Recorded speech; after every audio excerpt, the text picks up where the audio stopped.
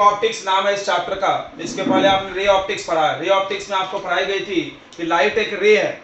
रे मतलब सीधे सीधे चलने वाला, पार्टिकल नेचर, ठीक है। और इस चैप्टर में वेव ऑप्टिक्स लिखा है। ऑप्टिक्स मतलब लाइट, ऐसा ब्रांच ऑफ साइंस जिसमें लाइट के बारे में स्टडी किया जाए और उसके प्रॉपर्टीज।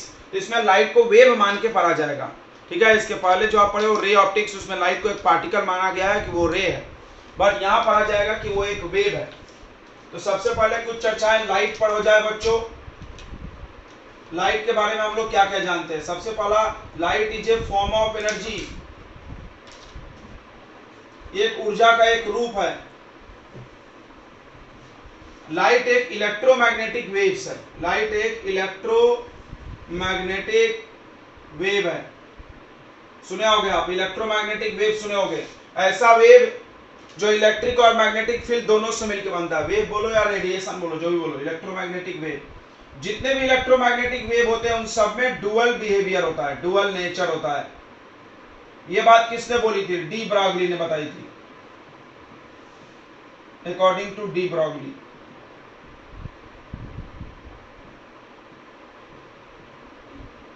डी ब्रॉगली ने बोला था कि जितने भी इलेक्ट्रोमैग्नेटिक रेडिएशन है, 7 प्रकार के इलेक्ट्रोमैग्नेटिक रेडिएशन है। आप 11th में पढ़े होंगे। गामा रे, एक्स रे, उसके बाद अल्ट्रा वायलेट, उसके बाद विजिबल, उसके बाद इंफ्रा, माइक्रो, रेडियो, पढ़े ना। ये सारे इलेक्ट्रोमैग्नेटिक वेव्स हैं। इन सब की बनावट और इलेक्ट्रिक और मैग्नेटिक फील्ड दोनों के परपेंडिकुलर वाइब्रेशन से हुई है, ठीक है। ये आपको अगले चैप्टर में आएगा तो उसको हम लोग पढ़ेंगे, इलेक्ट्रोमैग्नेटिक वेव चैप्टर भी है 12वीं में।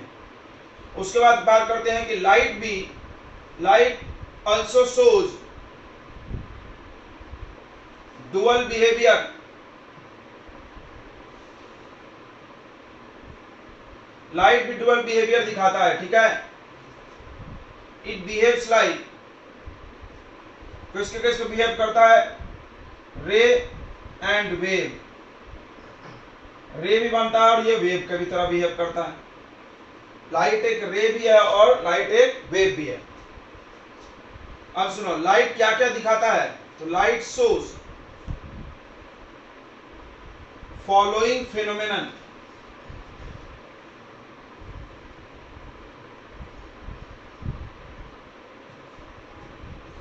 लाइट ये सब फेनोमेनन दिखाता है। सबसे पहला है रेक्टिलिनियर प्रोपगेशन।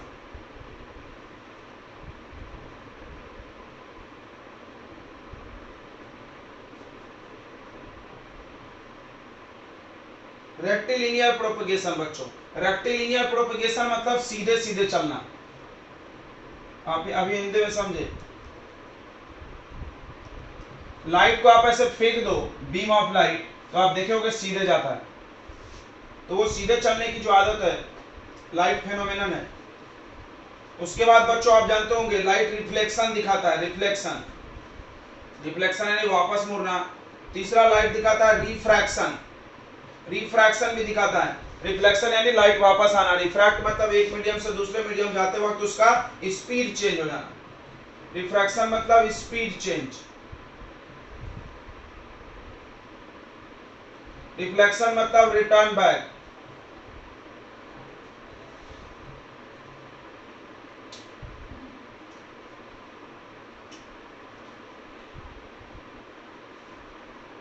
उसके बाद फोटो इलेक्ट्रिक इफेक्ट।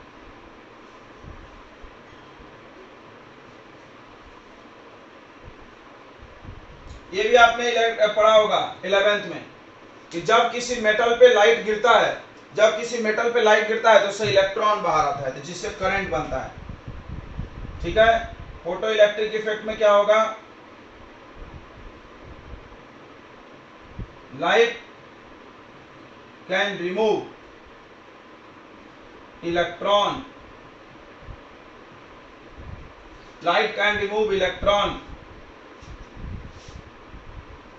उसके बाद आता है बच्चों इंटरफियरेंस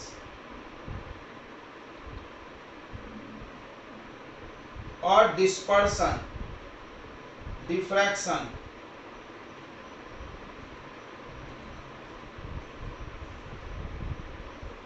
और पोलराइजेशन, ठीक है। यहां एक पॉइंट और है, ये आप इसको कर लो। हाँ ठीक है, 5th नंबर छूट गया, डिस्पर्सन। डिस्पर्सन आप जानते होगे ना, 7 कलर्स में ब्रेक होना। देखिए इतनी जो प्रॉपर्टी है, पहला 5 वो रे ऑप्टिक्स के अंदर पढ़ा जाता है। फिर से देखिए यहाँ पर हम लाइन खींचे हैं, ये पहला प्रॉपर्टी जो 5 है ये रे ऑप्टिक्स के अंदर पढ़ा जाता है बच्चों। किसके अंदर पढ़ा जाता है? रे ऑप्टिक्स के अंदर। ठीक है, आपने पढ़ा भी होगा, रेक्टिलिनियर प्रोपगेशन, लाइट सीधे सीधे चलती है, ये सारे प्रॉपर्टी रे ऑप्टिक्स के अंदर आते हैं। इस वक्त लाइट को रे माना गया है, ठीक है, लाइट रे है। बट इन प्रॉपर्टीज को एक्सप्लेन करने के लिए इंटरफेरेंस मतलब होता है मिक्सिंग, मिक्सिंग ऑफ लाइट। मतलब आप 2 या 2 से ज्यादा लाइट को डाल दिए एक साथ तो आपस में मिक्स हो जाता है, जैसे आवाज मिक्स होता है। अब बताओ, पार्टिकल तो मिक्स नहीं होना चाहिए, वेव मिक्स होता है। डिफ्रैक्शन मतलब होता है बच्चों, डिफ्रैक्शन मतलब क्या हो जाता है, तो लाइट अपने आप बेंड हो जाती है हवा में, bending, bending at corner. Light किसी कोने पे बेंड हो जाती है। पोलराइजेशन मतलब, पोलराइजेशन मतलब vibration in a particular plane.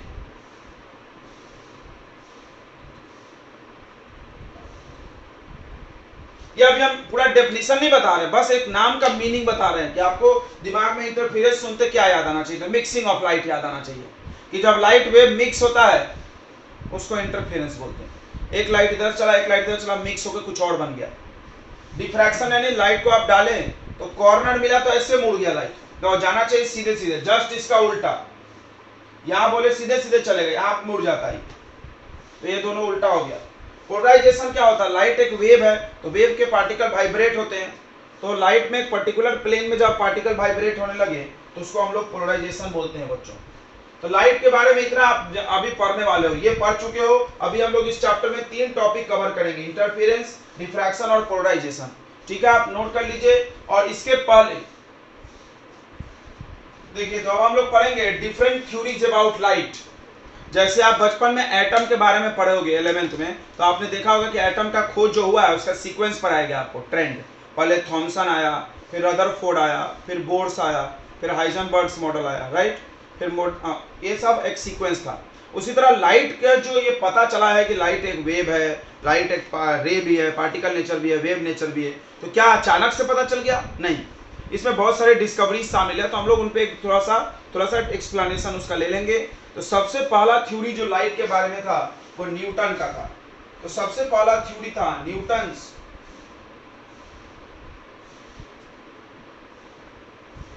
Corpuscular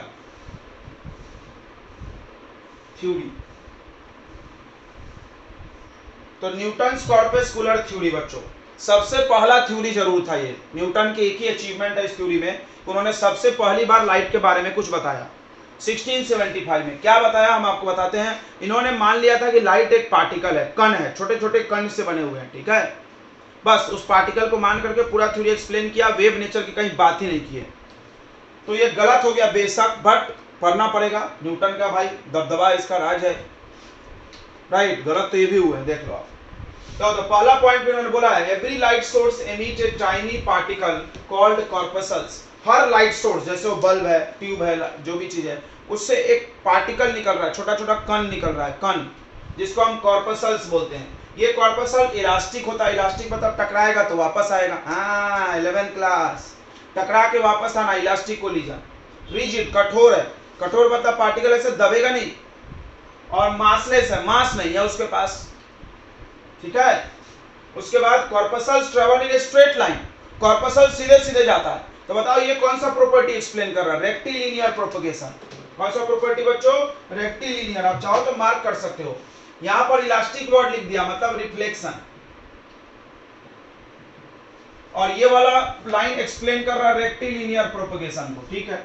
they travel with different speed in different medium, ये तो पक्का समझ रहा होगा, अलग अलग मीडियम में अलग अलग स्पीड। बताओ ये कौन सा प्रॉपर्टी है?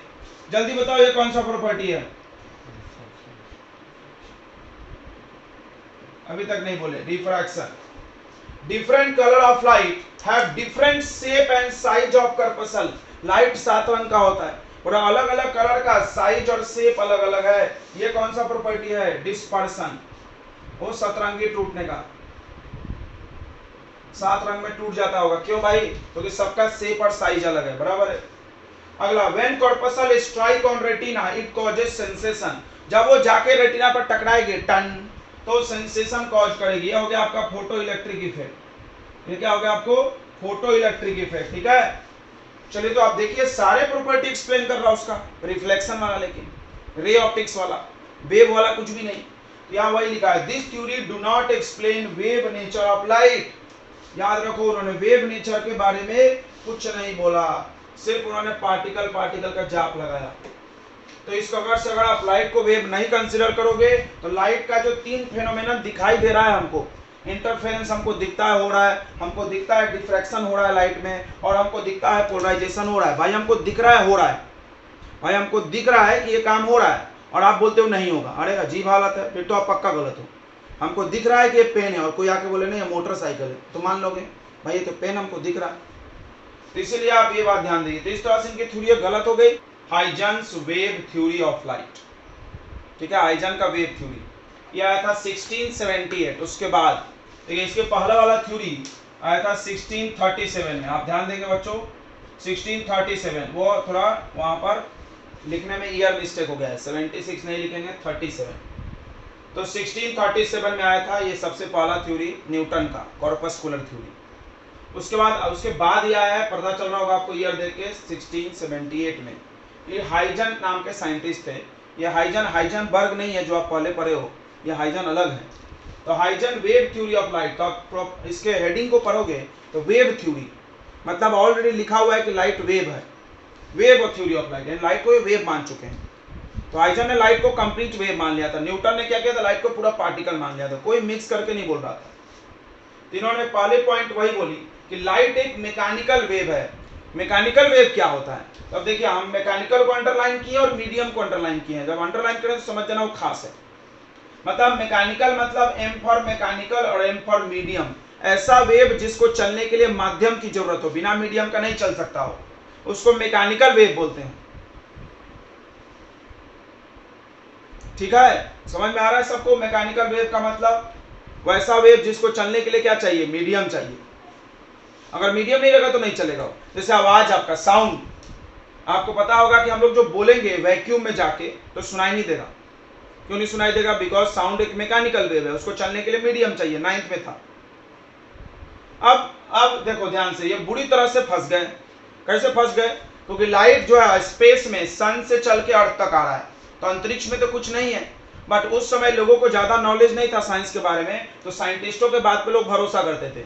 इन्होंने क्या किया, इन्होंने बोल दिया कि स्पेस में भी, अंतरिक्ष में भी एक काल्पनिक मीडियम है जिसको हम ईथर बोलते हैं, और वो हाईली इलास्टिक मीडियम है। देखो यहाँ पे गलती कर दिया इन्होंने, स्पेस में कुछ नहीं है, आपको पता है हवा भी नहीं है, कुछ भी नहीं है। इन्होंने क्या बोला, देखो इन्होंने इस बात की इज्जत को बचाने के लिए रखा क्या, इन्होंने बोला लाइट मैकेनिकल वेव है, भाई चलने के लिए मीडियम चाहिए। तो कोई भी पूछेगा स्पेस में कौन सा मीडियम है, वहां तो लाइट चल रहा है, तो उन्होंने बोला भाई स्पेस में भी मीडियम है, ईथर बोलते हैं। ये गलती थी, ठीक है, आप याद रखो, लास्ट में लोग लिखेंगे। इन्होंने मान लिया कि अंतरिक्ष में एक मीडियम है ईथर, जिससे वो चल के आ रही है लाइट, और वो हाईली इलास्टिक मीडियम है, उसका पार्टिकल बहुत दूर दूर है, लाइट को रोकती नहीं है, आने देती है। उसके बाद इन्होंने एक और बात बोला था लाइट के बारे में कि light is longitudinal wave.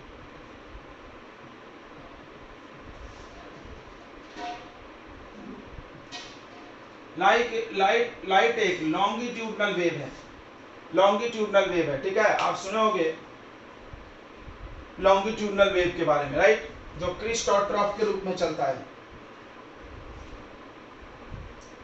Okay, अब आपको समझना है कि हाइजन वेव थ्योरी ने क्या क्या एक्सप्लेन किया।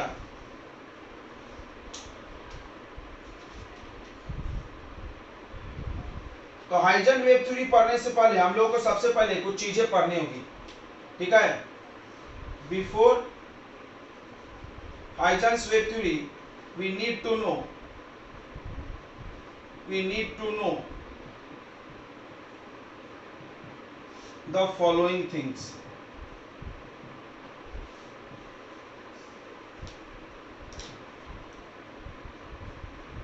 हाइजेंस वेव थ्योरी समझने से पहले आपको, ये वेव थ्योरी अभी स्टार्ट नहीं हुआ, आपको कुछ चीजें समझना होगा। सबसे पहला आपको वेव फ्रंट के बारे में समझाया जाएगा। वेव फ्रंट क्या होता है, चलिए हम आपको वेव फ्रंट समझाते हैं। ये एक इमेजिनेशन है, कल्पना है, आपको हम दिखाते हैं, ध्यान दीजिए। जैसे आप पानी में पत्थर मारते हो, पानी में जब पत्थर मारते हो तो क्या होता है हम बताते हैं। पानी के पार्टिकल ऐसा हलचल करते हैं, एक साथ पूरे पार्टिकल ऐसे गोल में ऐसा उठते हैं और कहाँ गिरते हैं, नीचे। तो आपको एक रिंग का निर्माण दिखता है रिंग। फिर उसके बगल वाला पार्टिकल ऊपर उठता है, नीचे गिरता है, तो वहां रिंग बनता है आगे। फिर उसके बगल वाला पार्टिकल ऊपर उठता है, नीचे गिरता है। तो इस तरह से जब आप पानी में एक पत्थर मारते हो तो यहाँ पर आपको एक रिंग का निर्माण होता हुआ दिखता है। फिर वो रिंग आगे बढ़ता है, ऐसे ऐसे आगे जा रहा है और ऐसे ऐसे रिंग बनता है। क्लियर है, वहां भी वेव बन रहा है। तीनों ने भी यही बोला था कि जब कोई सोर्स है, मान लो ये सोर्स है, बल्ब है, इससे जब लाइट निकलेगा तो लाइट जब निकलता है तो मीडियम जो होता है आसपास में, ये मान लो हवा है, यहां बल्ब जला दिए तो ये एयर है पूरा। तो बल्ब से जब लाइट निकलेगा तो आसपास के पार्टिकल को वाइब्रेट करेगा मीडियम के। जैसे आवाज भी तो वैसे जाता है ना, आवाज भी तो आपका ऐसे जाता है। बिल्कुल साउंड वाला कॉन्सेप्ट आप सीखे होगे बचपन में, तो ये समझ में जल्दी आ जाएगा। बचपन में आपको सिखाया होगा कि साउंड कैसे हवा में जाता है। तो जब हम बोलते हैं तो मेरे मुंह से हवा निकलती है, वो हवा मेरे मुंह के पास वाले हवा को दबाती है, ऐसे एयर प्रेस हो जाता है, फिर वो अगले से टकराती है, अगला एयर दबता है, फिर ये वापस आती है, ऐसे ऐसे चलता है, कॉम्प्रेशन रिएक्शन। ध्यान समझना। तो अब हुआ क्या, सभी लोग ध्यान समझेंगे। तो हुआ क्या बच्चों, तो इन्होंने बोला कि लाइट जब किसी सोर्स से निकलता है तो आसपास के पूरे पार्टिकल को एक साथ वाइब्रेट करता है, एक साथ पूरे पार्टिकल ऊपर जाते हैं और नीचे गिरते हैं। इस तरह से एक सरफेस का निर्माण होगा। देखिए आप पिक्चर में देखे होंगे वो जो झरना लगा रहता है, वो बुर्ज खलीफा के पास में जो झरने चलते हैं, आप ध्यान दिए होंगे, तो एक साथ पूरे झरने स्टार्ट होते हैं। तो ऐसा रिंग दिखता है क्या आपको?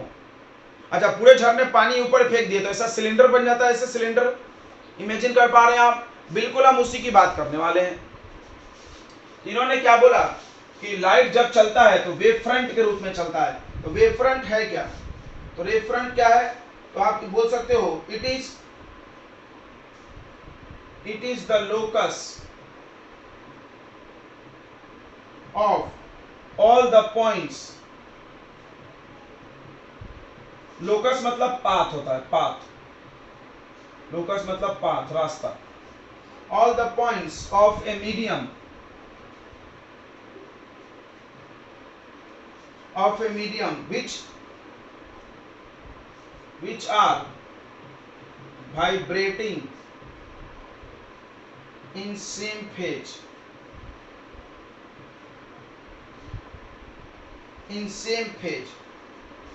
उन सभी पार्टिकल का ध्यान देना। यहां मान लो ये सोर्स है, अब यहां वाला पार्टिकल, यहां वाला पार्टिकल, यहां वाला, यहां वाला, यहां वाला, यहां वाला, यहां वाला, यहां वाला, ये सब पार्टिकल मीडियम के एक साथ ऊपर उठ गए एक एंगल पे, मान लो 30 डिग्री 60 डिग्री जो भी।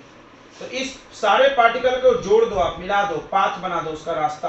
तो इस तरह से किसका निर्माण हो जाएगा, बताओ किसका निर्माण हो जाएगा? Wave front. इसी को क्या बोलेंगे? Wave front. समझ में आया? अलग अलग प्लेन में देखो, सेम फेज, ये बहुत जरूरी है। फेज मतलब होता है एंगल, सेम एंगल में वाइब्रेट करना चाहिए, सेम एंगल एक साथ। ऐसा नहीं कि कोई पार्टिकल ऊपर जा रहा तो कोई नीचे आ रहा, तो वो एक प्लेन में नहीं माना जाएगा। सब पार्टिकल एक साथ ऊपर उठ नीचे, तो सब एक साथ उठे। तो आप इमेजिन करो, यहाँ का पार्टिकल ऊपर गया, यहाँ का भी, यहाँ का भी, यहाँ का भी, यहाँ का भी, तो कैसा दिखेगा? रिंग। क्लियर हो रहा है? इमेजिन कर पा रहे हैं आप? तो इस तरह से, और ये वेव ऐसे, लाइट ऐसे जा रहा है, ये लाइट का वेव जा रहा है ऐसे। ठीक है, इतनी बातें समझ में आ गई सबको? जैसे आप वेव का, ओके, आपने वेव का इक्वेशन पढ़ा होगा। वेव का इक्वेशन साइन और कॉस में होता है। जैसे मान लीजिए y = a sin omega t, ऐसा इक्वेशन, जहां पर आप ये जानते हो कि a एम्पलीट्यूड होता है। जब भी कोई वेव बनाते हो आप, इसका जो मैक्सिमम हाइट उठता है उसको क्या बोलते हैं? एम्पलीट्यूड। और ओमेगा t क्या होता है? एंगल, थीटा का वैल्यू है। तो अब बताइए, जब कोई वेव फ्रंट बनेगा, ध्यान सुनना, जब कोई वेव फ्रंट बनेगा तो मान लो हम यहाँ 3 पार्टिकल मान ले, एक पार्टिकल P, एक पार्टिकल Q और एक पार्टिकल R। तो इन तीनों पार्टिकल के लिए जो ओमेगा टी का वैल्यू होगा वो सेम होगा, समझा? सेम फेज, सेम फेज मतलब सेम एंगल। समझ में आ रहा है मेरी बात? ये पार्टिकल, ये पार्टिकल, ये पार्टिकल, तीनों अगर हम एक साथ माने पार्टिकल को तो सब एक ही साथ वाइब्रेट कर रहा है एक ही एंगल पे।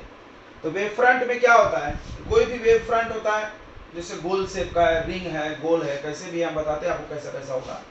तो उसमें जितने भी पार्टिकल होंगे, मान लो यहाँ P है, Q है, R है, तो आप ध्यान दोगे तो इसका इक्वेशन अगर हम लिखें, इसका इक्वेशन अगर हम लिखेंगे तो y1 equal to a sine omega t, इसका भी सबका, सब पार्टिकल का यही इक्वेशन आएगा। समझ में आया?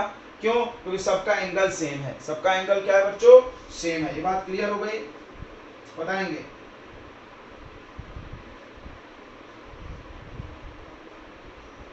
अब आते हैं हम लोग टाइप्स ऑफ वेव फ्रंट बच्चों।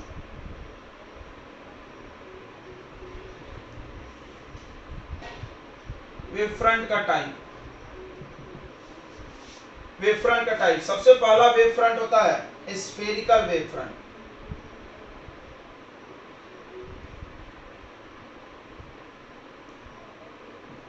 Spherical wave front, spherical wave front, ध्यान देंगे।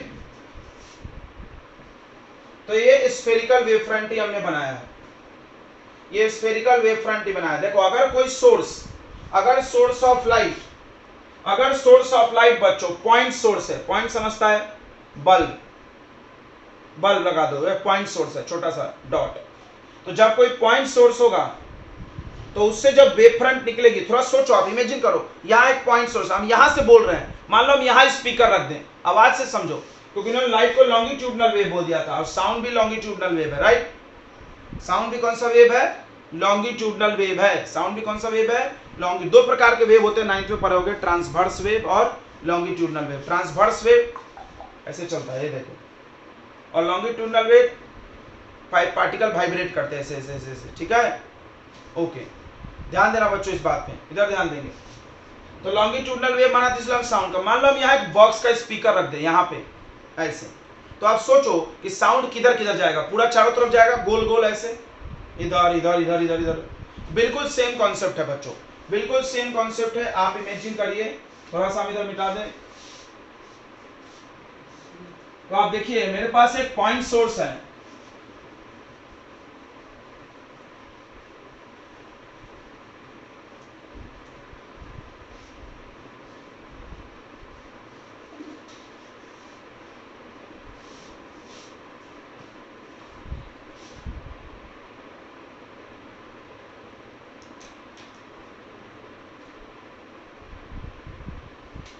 देखिए मेरे पास एक पॉइंट सोर्स है, पॉइंट सोर्स समझता है ना, बल्ब लगा दिए, कुछ भी, पॉइंट सोर्स ऑफ लाइट। अब यहां से जब लाइट वेव निकलेगा तो देखो ये आसपास के पार्टिकल को, आसपास के मीडियम के पार्टिकल को एक साथ वाइब्रेट करेगा, देखो यहाँ।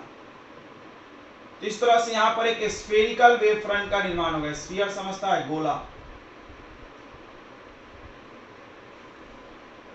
अब वेव फ्रंट बनाने का सबसे आसान तरीका हम बताते हैं, ध्यान से सुनेंगे, बनाने में आपको डाउट नहीं। देखो सोर्स बनाओ और उसके बाद आप लाइट रेज बना लो। लाइट रेज समझता है ना, लाइट यहां से निकलती है उसको रे बोलते हैं। अच्छा, और वेव फ्रंट जो होता है वो रे से 90 डिग्री का एंगल बनाता है। ये बात आप आगे पढ़ने वाले हो। ये लाइट रेज हो गया, ये पॉइंट सोर्स। तो अब देखो वेव फ्रंट हम बना रहे हैं, तो वेव फ्रंट जो होना चाहिए, अब आप सोचो इस रे पर हम कैसा बनाएंगे सरफेस कि वो 90 का एंगल बनाए। तो गोल,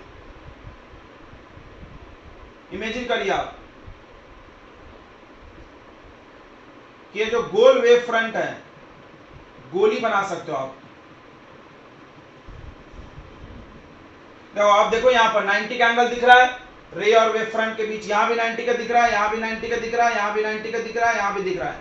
तो ये सबसे पहली बात ध्यान रखना कि आपको कोई वेव फ्रंट बनाने बोल दे, कैसा वेव फ्रंट बनाने आ सकता है क्वेश्चन, तो आपको क्या करना है, सोर्स है उससे रेज सोच लो किधर किधर जाएगा, सोर्स से लाइट रेज सोच लो किधर किधर जाएगा, सोच लिए। अब सोचो कि कैसा सरफेस बनाएंगे तो उससे 90 का एंगल बने। आप सोचो कि मान लो हम यहाँ पॉइंट सोर्स बना दिए, ऐसे ऐसे रे बना दिए। अब हम वेव फ्रंट बनाते रेक्टेंगल, रेक्टेंगल बनाते हैं, ठीक है। तो ये ऐसे वाला भी वेव फ्रंट निकलेगा, यहां से भी निकलेगा ना, बताओ इससे ये 90 का एंगल है क्या?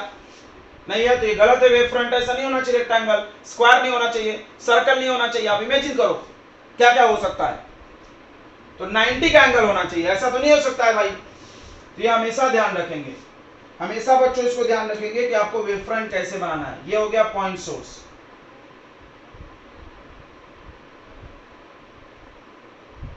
और ये हो गया आपका लाइट रे।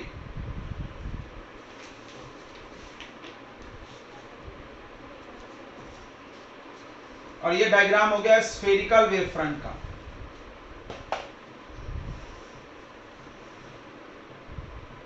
पूरा ये स्फीयर होता है बच्चों, स्फीयर समझ रहा है? यहां पॉइंट रखे, पूरा ऐसे गोला, जैसे यहां से वेव निकला, यहां पहुंचा, हर जगह का पार्टिकल एक साथ वाइब्रेट कर रहा है। वाइब्रेट समझ रहा है ना? वाइब्रेट, वाइब्रेट एक साथ ऊपर गए नीचे आए, जो भी जिस प्लेन में वाइब्रेट करो, ऐसे ऐसे करे, ऐसे ऐसे करे, ऐसे ऐसे करे। क्लियर है? एक साथ एक ही एंगल पे वाइब्रेट करना चाहिए। ये बात क्लियर हो गया? हम आपको बताए थे डेफिनेशन में। वेव फ्रंट बनने के लिए शर्त है कि सारे पार्टिकल का वाइब्रेशन सेम फेज में होना चाहिए, एक ही फेज में, ठीक है।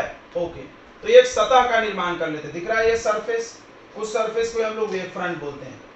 तो ये स्फेरिकल वेव फ्रंट आ गया। अच्छा, चूंकि वेव फ्रंट वेव है, तो इसमें एम्पलीट्यूड होगा। एम्पलीट्यूड हमने आपको बताया ना कि कोई वेव जब हिलता है पार्टिकल, तो सबसे ऊंचा जितना हिलता है उसको क्या बोलते हैं? एम्पलीट्यूड। समझ में आ रहा? मान लो पानी में पत्थर मारे, तो पानी का धीरे धीरे ऐसे उठना चालू, टुक टुक टुक, तो एम्पलीट्यूड कब है? जब ये उठ के मैक्सिमम आ गया, अब गिरने वाला है, तो वो सबसे ऊंचा वाला पॉइंट, जो पॉइंट सबसे ऊंचा गया उसका नाप लेंगे दूरी, वही उसका क्या होगा? एम्पलीट्यूड होगा। तो जो एम्पलीट्यूड होता है बच्चों यहाँ पर स्फेरिकल वेव फ्रंट में, वो इनवर्सली प्रोपोर्शनल टू डिस्टेंस होता है। आर, आर यहाँ से डिस्टेंस हो गया, आर क्या हो गया बच्चों? ये जो पॉइंट है और इससे दूरी हो गया आर। रेडियस समझो आप, सर्कल जैसा दिख रहा होगा तो स्फीयर का, स्फीयर का रेडियस, स्फीयर जितना बड़ा है उतना आर बड़ा हो जाएगा। तो मतलब इसका मतलब कि क्या हो रहा है? इसका मतलब समझना, इसका मतलब कि स्फेरिकल वेव फ्रंट का एम्पलीट्यूड घट रहा है। जैसे आप देखोगे पानी में पत्थर मारो जब, तो यहाँ पर वेव बना और वो गोला किनारे किनारे जाते जाते खत्म हो जाता है, ध्यान दिए हो कभी? और छोटा पत्थर मारोगे ना तो किनारे पे पहुंचेगा नहीं गोला, और रिंग बीच में मर जाता है। देखे हो क्या? क्यों? क्योंकि वो जो रिंग बनता है ना उसकी पावर घटते जाती है धीरे धीरे। ये एम्पलीट्यूड तुम समझो, जहां पत्थर मारे वहां खूब बड़ा एम्पलीट्यूड बना, ऐसा ऐसा ऐसा। देखो, तो यहाँ पत्थर मारे तो यहाँ एम्पलीट्यूड बढ़ा, फिर ऐसे छोटा, इससे छोटा, इससे छोटा, खत्म। समझ में आया क्या? देखो तो एक बार, ये ऐसा होता है, देखो तो होता है क्या? ये अब ऐसे बना है, ठीक है, बट एक्चुअली ऐसा पूरा रिंग रिंग रहता है, ठीक है, ऊपर से देखो तो एम्पलीट्यूड घट रहा है भाई स्फेरिकल वेव फ्रंट का, वैसे से दूरी बढ़ेगा। मतलब यहां हम अगर हम रिंग बना ले तो उसका एम्पलीट्यूड इस वाले से कम है। चलिए, दूसरा होता है बच्चों इंटेंसिटी।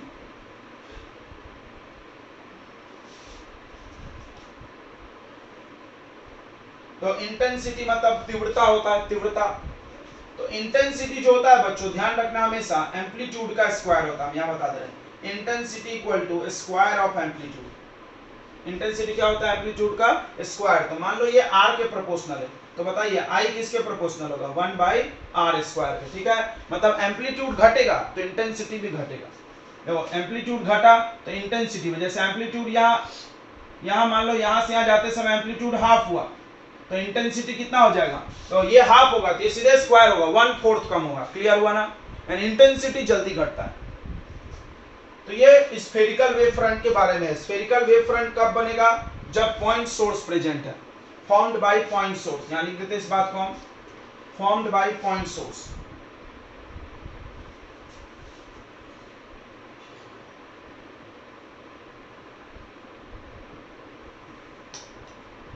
पॉइंट सोर्स बनाए गए, ठीक है। ओके, तीन बातें आपको सबके बारे में जानना है। स्फेरिकल वेव फ्रंट हो गया। अब आते हैं बच्चों, दूसरा वेव फ्रंट है जिसका नाम है plane wave front.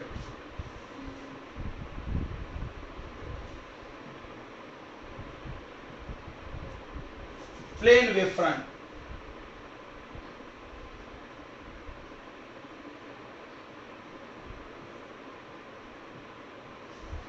Plane wave front. अब देखिए अगर लाइट सोर्स इंफिनिटी पे हो, देखो अगर लाइट सोर्स इनफाइनाइट पे हो,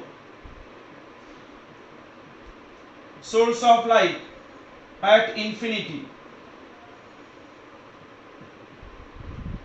तो वहां से जो लाइट चल के आएगी बच्चों, आप पढ़े होगे कि लाइट इंफिनिटी से आती है तो आपस में क्या होती है, पैरेलल। पढ़े हो कि नहीं पढ़े हो, बताओ हाँ ना बोलो। ये पैरेलल लाइट रे जा रहा है इंफिनिटी से। अब क्या होगा, एक्चुअली लाइट रे बनाना नहीं है, इन्होंने कभी वेव रे बनाना नहीं बना, तो हम लोग टेक्निक निकालेंगे, रे के परपेंडिकुलर वेव होता है वेव फ्रंट, इन्होंने बोला वेव फ्रंट में ही चलता है। अब आप सोचो कि एक पैरेलल लाइट ऐसे जा रहा, आप कैसा प्लेन बनाओगे कि देखो आप सोचो, इमेजिन करो, बहुत आसान है। ये देखो ये बहुत सारी चीजें ऐसे जा रही है, ऐसे ऐसे देखो, ये 4-5 पेन हम ले लेते हैं, ये लाइट रे जा रहा है ऐसा। अब आप कैसा बनाओगे रास्ते में प्लेन, सतह सतह जो इसके परपेंडिकुलर, हथेली देखो है ना परपेंडिकुलर, प्लेन प्लेन, हाँ समझ में आया क्या? ऐसा ऐसा रखोगे तो परपेंडिकुलर बनाएगा कि नहीं? मान लो ऐसा रख दिए, गोल रख दिए, बनाएगा 90? नहीं। गोल रखेंगे तो बनाएगा नहीं। तो वेव फ्रंट आपको खुद कल्पना करना है कि हम कैसा सरफेस माने, कैसा 3D सरफेस, 3 डायमेंशन, 2D नहीं, यानी स्फीयर, क्यूब, क्यूबॉइडल, आपका जो भी कोन, ये सब मानना है। तो हमने एक प्लेन लिया, देखो ऐसा। अब इस प्लेन को अगर आप यहां रख दोगे तो वो इसमें 90 का एंगल बनाएगा बच्चों, ध्यान देना।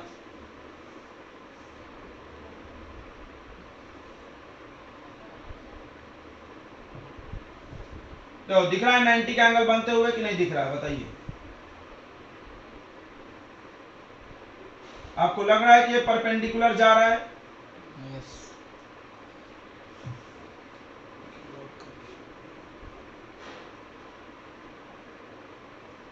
तो ये हो गया प्लेन वेव फ्रंट बच्चों, और चाहे तो आप और बना सकते हैं।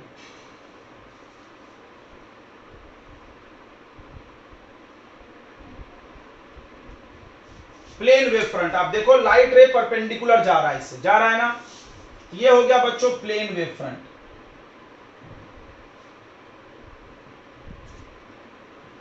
लाइट रे जरूरी नहीं है, आप लाइट रे को डॉटेड कर सकते हो, हम लोग लाइट रे अपने सहारा के लिए बनाते हैं ताकि हमको समझ में आए वेव फ्रंट कैसे बनेगा। प्लेन वेव फ्रंट मतलब जब लाइट सोर्स इंफिनिटी पे है तो लाइट के पार्टिकल ऐसा वाइब्रेट कर रहे हैं कि एक प्लेन सरफेस का निर्माण कर रहे हैं। देखो ये इमेजिनरी है, दिखता नहीं है, बस महसूस किया जा सकता है, बिकॉज लाइट तो दिखता ही नहीं है। पानी में आप इसको देख सकते हो, बट पानी में इसको तो नहीं देख सकते, बिकॉज पानी में पॉइंट सोर्स होता है, पानी में ये इनफाइनाइट सोर्स नहीं हो सकता। आप इमेजिन करो कि लाइट जब बहुत दूर से आ रहा तो पार्टिकल कैसे हिल रहे होंगे, ऐसे ऐसे हिल रहे होंगे ताकि एक सरफेस का निर्माण करते होंगे, फिर एक और सरफेस, जहां पहुंचते हैं वहां एक सरफेस बनता होगा। तो प्लेन वेव फ्रंट में खास बात क्या है, इसका जो एम्पलीट्यूड होता है बच्चों कांस्टेंट होता है, मतलब दूरी के हिसाब से घटता नहीं, और इंटेंसिटी भी कांस्टेंट। ये बढ़िया बात है, जबरदस्त जावर है। देखो कैसे, सन तो बहुत दूर है यार, अगर मान लो एम्पलीट्यूड घटती तो सन की लाइट आते आते आते आते आते यहाँ पे तो जीरो हो जाना चाहिए, बट हमको धूप लग रहा, गर्मी लग रहा, एनर्जी है। अच्छा इंटेंसिटी मतलब एनर्जी, समझ रहा है ना, energy per unit area per unit time, unit area unit time में जितनी एनर्जी फॉल हुई, समझ में आया? फिर से इंटेंसिटी का फॉर्मूला क्या होता है बच्चों, energy upon area into time, याद रखना। इसको वन करके डेफिनेशन बनाया गया, the energy present in light per unit area per unit time. एक सेकेंड में यूनिट एरिया में जितनी एनर्जी लाइट की है उसी को उसका इंटेंसिटी बोलते हैं, ठीक है, याद रखना इस बात को। ओके, तो इंटेंसिटी कांस्टेंट है भाई, उसकी एनर्जी भी कांस्टेंट है, तो ये मानी गई है, अप्रोक्सीमेटली कांस्टेंट है, बिकॉज सन इतना दूर है, अगर हम उसको मान लेते ऐसे घट रहा है तो जीरो हो जाता है, यहाँ अर्थ तक आते आते इतना दूर है, इसलिए मान लिया गया कांस्टेंट है। तो प्लेन वेव फ्रंट बच्चों तब निर्माण में होगा जब लाइट रेस पैरेलल आ रही हो, पैरेलल, ये क्लियर रखना, लाइट रेस पैरेलल आ रही है। देखो यहाँ लाइट रे पैरेलल नहीं है, पॉइंट सोर्स है, और ये कौन सोर्स है, इनफाइनाइट सोर्स। कैसा सोर्स है, source infinite source, sun one से, स्टार से। तो ये दो वेव फ्रंट की आपको जानकारी हो गई, ठीक है बच्चों, ये है वेव फ्रंट, समझ रहा है ना, ये सरफेस, ये जो सतह बना है वो क्या है, वेव फ्रंट है। क्या ये असली में दिखता है, नहीं, काल्पनिक है, माना गया। चलिए तो आगे बढ़ते हम लोग, तीसरा वेव फ्रंट है सिलिंड्रिकल वेव फ्रंट। तीसरा वेव फ्रंट है बच्चों सिलिंड्रिकल।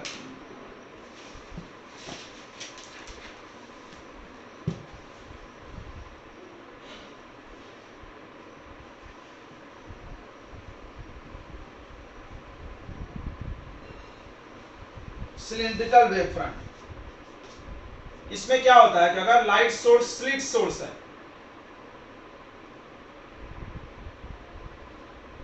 स्लिट स्लिट स्लिट समझता है? स्लिट मतलब ऐसा पतला सा गैप से लाइट आ रहा, या आप ट्यूबलाइट मान लो, ट्यूबलाइट समझते हैं? ट्यूबलाइट सामने ही बस लाइट फेंकता है। सोचो यहाँ ट्यूबलाइट लगाए हैं तो लाइट इससे कैसे निकलेगा, ऐसे कितने दूर में, आगे बढ़ो तो यहाँ फैल रहा है, ये देखो, इमेजिन कर पाए, पीछे लाइट तो नहीं आता ना ट्यूबलाइट से, तो भाई साइन पूछा इससे स्लिट सोर्स। हाँ आधा सिलेंडर, राइट, आधा सिलेंडर, तो इससे सिलेंड्रिकल वेव फ्रंट बनेगा। देखिए आप सिलेंड्रिकल वेव फ्रंट कैसे बनाएंगे हम लोग, तो पहले लाइट रे बना लो आप,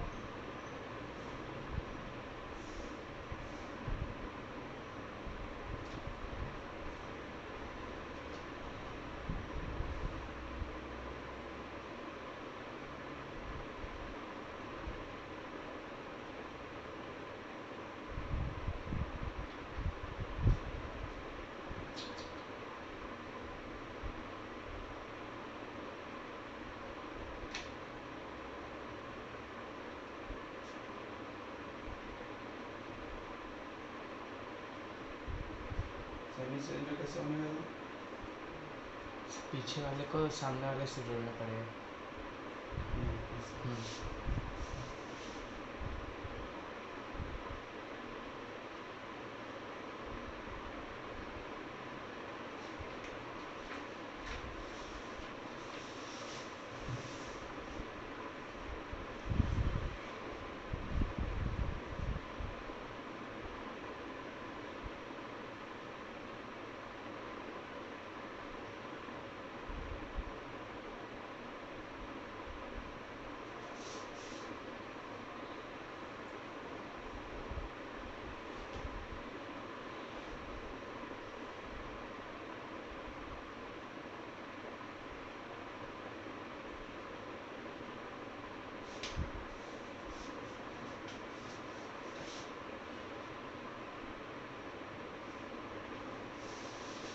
तो ये स्लिट सोर्स से निकलने वाला, ये आपका सिलिंड्रिकल वेव फ्रंट बच्चों, लग रहा है सिलिंड्रिकल, लग ही रहा होगा, ऐसे ऐसे ऐसे।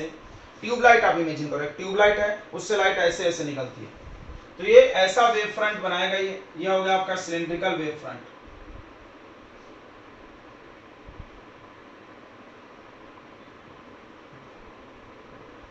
और इसका जो एम्पलीट्यूड है बच्चों वो 1/√r होता है, मतलब थोड़ा स्लो डिक्रीज होगा, समझना इस बात को। देखो ये वाला तो डिक्रीज ही नहीं होगा, इसके पहले वाला था स्फेरिकल में a is proportional to 1/r, ये देखो पावर 1 है और यहाँ पावर हाफ है, ये जल्दी जल्दी घटेगा, ये जल्दी जल्दी नहीं घटेगा, समझा, थोड़ा धीरे घटेगा इसका एम्पलीट्यूड। तो इसका इंटेंसिटी अगर आएगा तो इसका स्क्वायर करो, 1/r का स्क्वायर करेंगे कितना आ जाएगा, 1/√रूट का स्क्वायर करेंगे, रूट कट जाएगा, मतलब इसकी amplitude square root times decrease होता है और इंटेंसिटी r टाइम्स। ठीक है, याद रखना ये सब बातें। r क्या है, r क्या है बच्चों, तो r है distance of wave front from source. Wave front जो है वो सोर्स से कितनी दूरी पर है वो r होता है, और a क्या है, a यहां पर एम्पलीट्यूड, एम्पलीट्यूड समझता है ना, द मैक्सिमम डिस्प्लेसमेंट, जब वेव चल रहा है तो सबसे ऊंचा जहां पहुंचा, और आई हो गया इंटेंसिटी। इंटेंसिटी का डेफिनेशन हमने बताया, इंटेंसिटी का डेफिनेशन हमने बताया, आप इसको ऐसे भी याद रख सकते हो, पावर पर यूनिट एरिया, क्योंकि एनर्जी अपॉन टाइम क्या होता है, पावर, तो आप ऐसे भी लिख सकते हो energy of light present per unit area per unit time, unit area और यूनिट टाइम में जितनी एनर्जी मिल रही है उसको हम लोग इंटेंसिटी बोलते हैं। ये वेव फ्रंट पढ़ने के बाद हम लोग हाइजेंस प्रिंसिपल पढ़ सकते हैं, इन्होंने इस वर्ड का इस्तेमाल किया तो आपको पहले ये समझ में आना जरूरी था, नोट कर लीजिए। इन्होंने सबसे पहला पॉइंट बोला था कि light wave from a source are emitted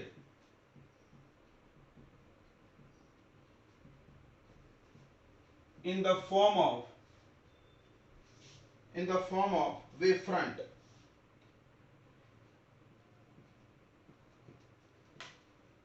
in the form of wavefront. Wavefronts are formed by vibration of particles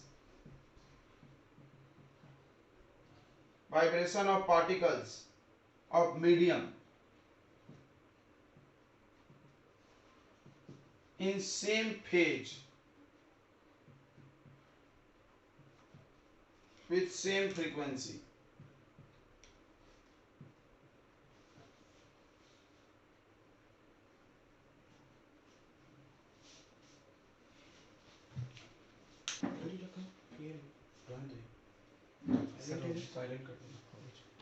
The light wave in the form of light wave from a source. मान लो यहाँ कोई source है, यहाँ कोई source है, इससे जो light wave निकलेगा वो वेव फ्रंट के रूप में निकलेगा। भाई वेव फ्रंट क्या है? तो wave front are formed by vibration of particles of medium in same phase with same frequency. ये मीडियम है, मान लो यहाँ पर पूरा, इसके पार्टिकल देखो, यहाँ का पार्टिकल ध्यान देना, यहाँ का, यहाँ का, यहाँ का, यहाँ का, यहाँ का, यहाँ का, यहाँ का, इन सब का पार्टिकल एक साथ ऊपर उठ गए। समझ में आ रहा है? इमेजिन कर पा रहे हो झरना, देखे होगे झरना, ऐसे ऐसे पार्टिकल सन से ऊपर उठ गया, राइट? पिक्चर में दिखाते हैं। तो एक प्लेन तुमको दिखता है, ऐसा रिंग जैसा दिखता है कि नहीं? तो आप कल्पना करिए वो आपका एक वेव फ्रंट हुआ। ओके, फिर यहां वाला बगल वाला उठ गया पार्टिकल, उसके बाद तो फिर यहां पर वेव फ्रंट बन जाएगा ऐसे, स्फेरिकल वेव फ्रंट बनेगा। क्लियर हो गया? और इसके जो पार्टिकल्स होंगे, जैसे वेव ऐसा होता है, देखो ध्यान से समझो आप, ये वेव हम बना दिए। अब देखो यहाँ वाला पार्टिकल, यहाँ वाला पार्टिकल, यहाँ वाला पार्टिकल, यहाँ वाला पार्टिकल, इसको कल्पना करो तो आपको दिखेगा एक साथ जैसे दिखेगा। दिख रहा है? अच्छा, समझ में आ रहा है? ये समझ में आया? ये सब पार्टिकल क्या है? सेम फेज और सेम फ्रीक्वेंसी में है। ओके,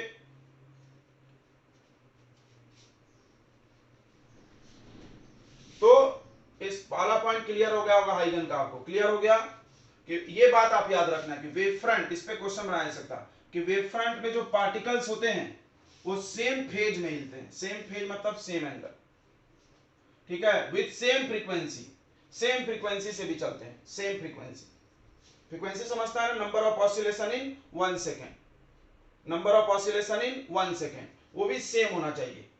समझ में आ रहा है? जैसे यहाँ का पार्टिकल जितने स्पीड से 1 सेकंड में मान लो 5 बार हिल रहा, तो यहाँ का भी उतना ही हिलेगा, यहाँ का भी, तभी तो एक सरफेस दिखेगा। मान लो कोई कम ज्यादा हिलेगा तो ऊपर नीचे दिखने लगता ना, एक रिंग नहीं दिखता। ओके, ये पहला पॉइंट था हाइगन का। दूसरा पॉइंट क्या है? The direction of propagation of wave is always perpendicular to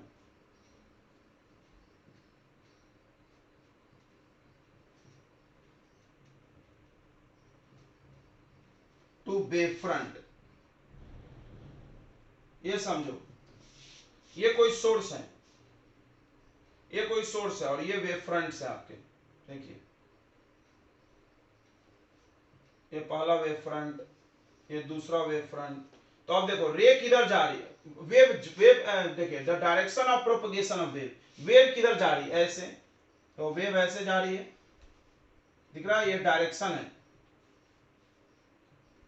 ये वेव के जाने का डायरेक्शन है, और ये वेव फ्रंट है। तो आप देख सकते हो कि वेव फ्रंट जो है, ये वेव फ्रंट है, वेव फ्रंट परपेंडिकुलर है किसके?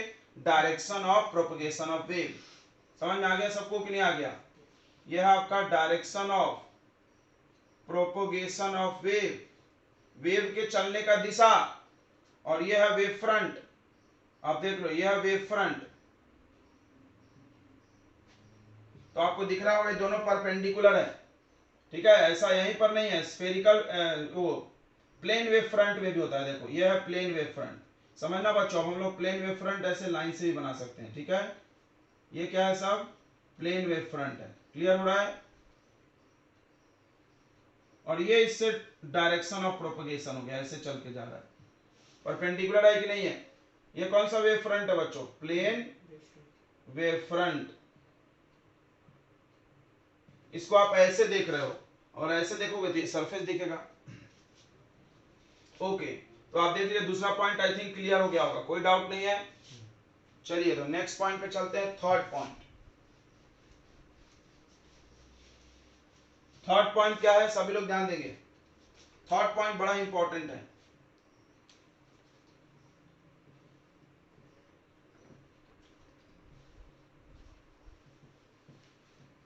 Every point on wavefront, every point on wavefront acts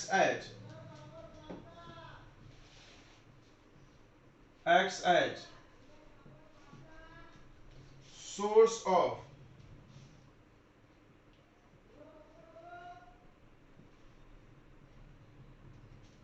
secondary disturbance,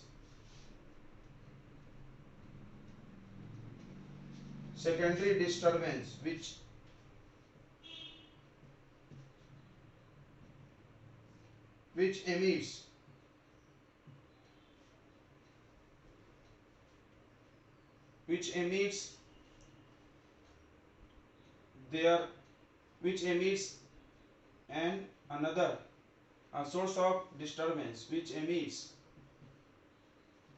their own wavelets,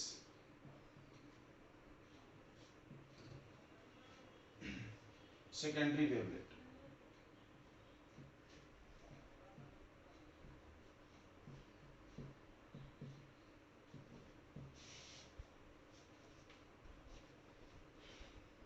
ठीक है, ये पॉइंट क्या बोल रहा है ध्यान से समझेंगे। अब हम आपसे एक सवाल पूछते हैं बच्चों कि आप बताइए कि लाइट सोर्स यहाँ है, ठीक है। अब ये सोर्स से कुछ दूरी बाद जो आप वेवफ्रंट बनाते हो, ये ठीक है, फिर यहां से यहाँ वेवफ्रंट पहुंचा कैसे? तो कोई बोलेगा वैसे पार्टिकल हिल के, तो नहीं, ऐसा नहीं होता है। ये क्या बोलते हैं ध्यान सुनो, ये लोग बोलते हैं कि जैसे कोई भी वेवफ्रंट जो होगा, ये हम आपको मिटा दे रहे हैं, कोई वेवफ्रंट बनाते हैं, देख लीजिए, मान लीजिए यहां पर एक वेव फ्रंट है किसी टाइम टी पे, तो इस वेव फ्रंट का ध्यान समझना बच्चों, ये कोई वेव फ्रंट है A B, spherical wave front, इधर सोर्स से आ रहा है और ये इसके जाने का दिशा है, देखो इसके साथ 90 का एंगल बना रहा है ना। तो देखो बोलते हैं कि every point of this wave front, ये जो वेव फ्रंट है इसका हर पॉइंट एक नया डिस्टरबेंस क्रिएट करेगा। फिर से, every point of wave front, ये वेव फ्रंट का जो हर पॉइंट है वो एक नया डिस्टरबेंस क्रिएट करेगा। कि दूसरा मतलब सेकेंडरी बोल दिए, प्राइमरी डिस्टरबेंस ये खुद है, प्राइमरी समझता है जो पहले आया, सेकेंडरी जो बाद में आएगा। प्राइमरी डिस्टरबेंस ये है, ये हर पॉइंट यहां से एक नया डिस्टरबेंस क्रिएट होगा जिसको हम वेवलेट बोलते हैं। ध्यान समझना, यहां पर कुछ पॉइंट्स मान लो, हर पॉइंट करेगा, कुछ पॉइंट से हम लोग मान रहे हैं, तो वहां से एक नया डिस्टरबेंस ऐसे बनेगा। ध्यान देना, यहां बन गया, फिर यहां एक पॉइंट मान लिए, उसका ये बन गया, हर पॉइंट एक नया डिस्टरबेंस क्रिएट करेगा। ऐसे सब सेम गोला बनना चाहिए। ये देखो, ये पॉइंट है, ये पॉइंट है, ये पॉइंट है। हमने कितने पॉइंट लिए? 1 2 3 4 5 ही पॉइंट पे बनाए, और बनाना है और बना लो, यहां बना लो। हर पॉइंट भाई, हर पॉइंट समझता है क्या, यहाँ पे इनफाइनाइट पॉइंट है, हर पॉइंट से एक छोटा छोटा गोला निकलेगा। ये छोटा छोटा गोला क्या है भाई? Secondary wavelet. ये जो छोटा छोटा आप गोला देख रहे हो, यह है सेकेंडरी वेवलेट।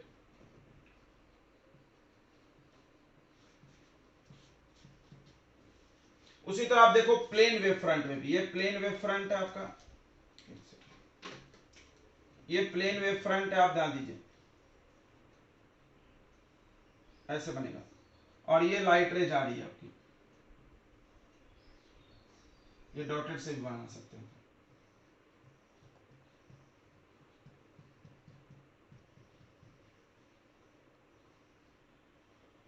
ओके, अब यहां से भी हर पॉइंट, मान लो ये पहले से एक वेव फ्रंट है ए बी, अब इसका भी हर पॉइंट बच्चों एक नया डिस्टरबेंस क्रिएट करेगा। मान लो यहां एक पॉइंट है, यहां से एक नया डिस्टरबेंस बना, हर पॉइंट से बनेगा, सेम सर्कल, सेम साइज का, छोटा बड़ा नहीं होगा।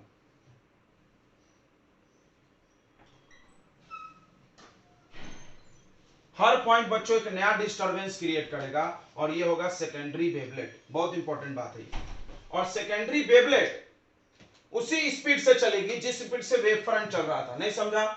जैसे मान लो ये v स्पीड से जा रहा था आगे, 1 सेकंड में 5 मीटर जाता था, ये भी गोला जो होगा 1 सेकंड में 5 मीटर जाएगा। फिर है, क्लियर हो गया इतनी बातें? क्या बोला इन्होंने? एक नया कॉन्सेप्ट लॉन्च हुआ, सेकेंडरी वेवलेट, इसलिए यहां पर लिखा है सेकेंडरी वेवलेट। मतलब आप दिमाग में इसको याद रखिए कि प्राइमरी सोर्स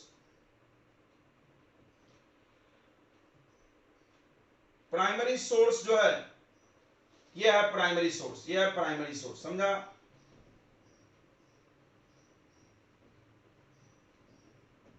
यहां से एक गोला निकला जिसको आप वेव फ्रंट बोल रहे हैं। प्राइमरी सोर्स से वेव फ्रंट बना,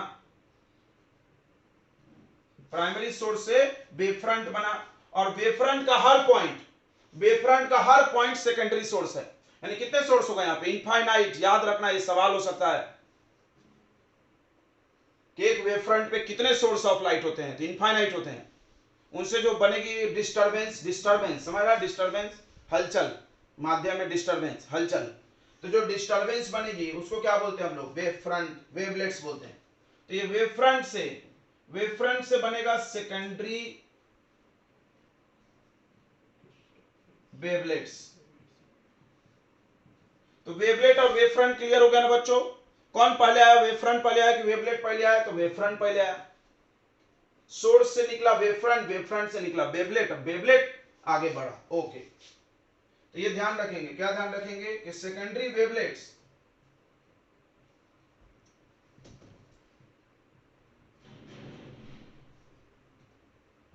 travel in all the direction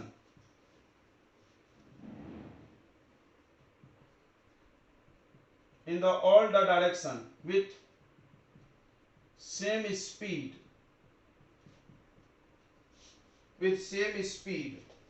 of wave।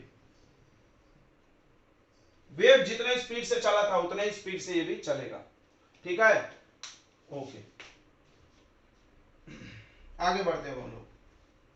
Next point note कर लिया आपने? ये पॉइंट समझ में आ गया कि वेवलेट्स के, वेव फ्रंट के हर पॉइंट से एक नया डिस्टरबेंस क्रिएट होगा और उसको वेवलेट्स बोलेंगे। अब सवाल है क्या फायदा है गोला गोला बना के? तो अगला पॉइंट बहुत जबरदस्त है, अगला पॉइंट बहुत ही जबरदस्त है, ध्यान देंगे बच्चों। अब अगला पॉइंट है कि सारे ये जो वेवलेट्स बने हैं इनके कॉमन टेंजेंट लो। टेंजेंट समझता है? इसको टच करते हुए जाता है गोले को, सर्कल को। इन सबका कॉमन टेंजेंट माने सबको टच करते हुए जाना चाहिए। कोई रिंग छोटा बड़ा हो गया तो टच नहीं करेगा मेरा। तो इन सबका जो तुम कॉमन टेंजेंट लोगे तो आपको मिल रहा है a डैश b डैश, और ये a डैश b डैश नया पोजीशन है वेव फ्रंट का। यानी वेव फ्रंट यहां आ गया। ओ, हम तुमको पूछते हैं एक सवाल कि वेव फ्रंट अगली जगह कैसे गया? ये देखो, यहां पर भी आप कॉमन टेंजेंट खींचिए, तो a डैश b डैश, तो a डैश b डैश आपका न्यू वेव फ्रंट हो गया, नया। अब फिर यहां से फिर बनेगा वेवलेट, फिर आगे जाएगा, फिर वहां टेंजेंट बना तो वेव फ्रंट। क्लियर हो रहा है? समझ में आ रहा है क्या? तो ए बी आपका जो है वो एग्जिस्टिंग वेव फ्रंट था और A dash B dash new wave front हो गया। अच्छा, कोई बोला सर यहां पर पीछे भी टेंजेंट बन सकता था, यहां भी बनाओ। तो देखिए ऐसा बोला था हाइगन ने टच कर नहीं रहा मेरा, थोड़ा ये बड़ा हो गया। आप ऐसा कर लीजिए। हाइगन ने क्या बोला था बच्चों कि बैकवर्ड वेव फ्रंट का इंटेंसिटी 0 होगा पीछे, क्योंकि वेव अपना सारा एनर्जी कहां लेके जाता है? आगे। फिर से आपने सुना होगा, अगर बचपन में वेव पढ़े हो, वेव क्या होता है? तो wave is a travelling energy. Wave एक चलता हुआ ऊर्जा है। लाइट से जो आ रहा है एनर्जी, वेव है, लाइट वेव है, तो उससे क्या आ रहा है? एनर्जी आ रहा है ना भाई, चलता हुआ एनर्जी लेके आ रहा है। देखो वो ट्यूब से लाइट आ रहा है इधर, तो क्या आ रहा है? वहां से एनर्जी भी आ रहा है, लाइट एनर्जी, पढ़े होंगे आपने। तो ये एनर्जी लेके आगे की ओर जा रहा है, तो पीछे तो जाने का कोई चांस नहीं। मान लो यहां से गुजर गए तो यहां एनर्जी होगा नहीं, वो तो लेके जा रहा है। तो ये a double dash b double dash backward wave front है,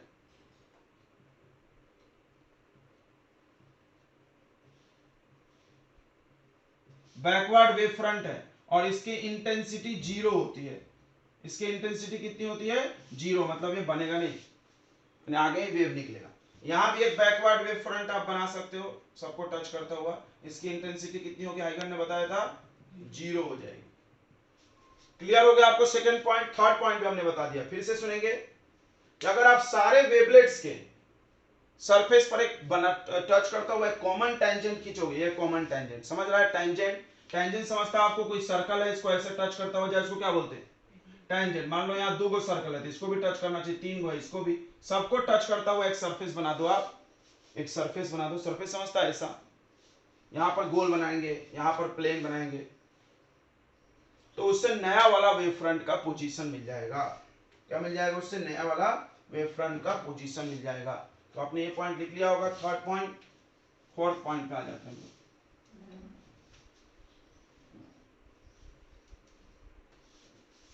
फोर्थ पॉइंट पे आते हैं बच्चों। फोर्थ पॉइंट क्या बोल रहा? The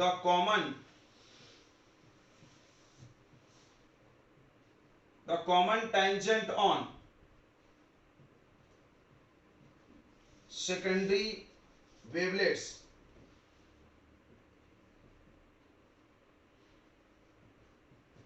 in forward direction. देखो यहां बात लिखा हुआ आगे की तरफ, पीछे नहीं, क्योंकि कॉमन टेंजेंट तो पीछे भी बन सकता है। In forward direction gives the new wave front.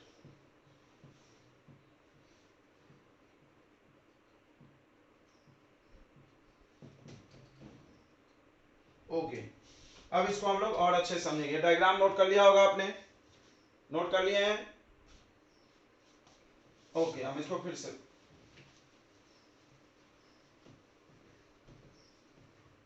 इसको एक बार और अच्छे से इस पॉइंट को समझते हैं। देखिए यहां पर एक सोर्स ऑफ लाइट है, प्राइमरी सोर्स, यहां पर एक वेव फ्रंट आ गया, यहां तक आ गया है। स्टार्टिंग से यहां तक भी आने की कहानी वही होगी जो यहां के आगे बताने वाले हैं। अब क्या हुआ बच्चों, यहां से एक दो पॉइंट मान लो, यहां से मान लो हमको एक सेकंड बाद, ध्यान से सुनना, यहां से हमको एक सेकंड बाद पता करना है कि अगला वेव फ्रंट कहां जाएगा। ये वेव फ्रंट हो गया। एक सेकंड बाद हमको पता करना है कि ये कहां जाएगा। तो देखेंगे यहां पे after time t equal to t1, t equal to t1 पर, t1 टाइम पे आप यहां से क्या करो, कितना दूरी ले लो, देखो इधर ध्यान से। मान लो कि आपका स्पीड ऑफ वेव फ्रंट के चलने का स्पीड v है। वेव फ्रंट के चलने का स्पीड कितना है? v। वेव फ्रंट का स्पीड और स्पीड ऑफ वेव इक्वल होता है, पता है ना? वेव जितने स्पीड से चल रही है, जैसे लाइट का स्पीड 3 × 10⁸ है, तो उसके वेव फ्रंट का भी स्पीड 3 × 10⁸ होगा, और वेवलेट का भी, सबका। ठीक है, तो अब देखिए टाइम t मिल गया और वेव का स्पीड v, तो बताइए कितना डिस्टेंस चलेगा। डिस्टेंस इक्वल टू क्या होता है?